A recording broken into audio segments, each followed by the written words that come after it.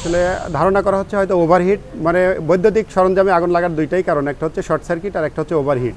তো প্রত্যক্ষদর্শী যারা বলছেন তাদের ভাষ্য মতে ওভারহিট হওয়ার কারণেই ছোট্ট একটা বিস্ফোরণ ঘটে এবং তারপরে আগুনের সূত্রপাত হয়। আমরা 11:15 সময় সংবাদ পাই, সংবাদ পেয়ে দ্রুত ঘটনাস্থলে আসি। ঘটনাস্থলে আসার পরে 10 মিনিটের মাথায় আমরা আগুন নিয়ন্ত্রণে নিই। পরবর্তীতে আগুন নেভাইতে আমাদের আরও কিছু সময় লাগছে।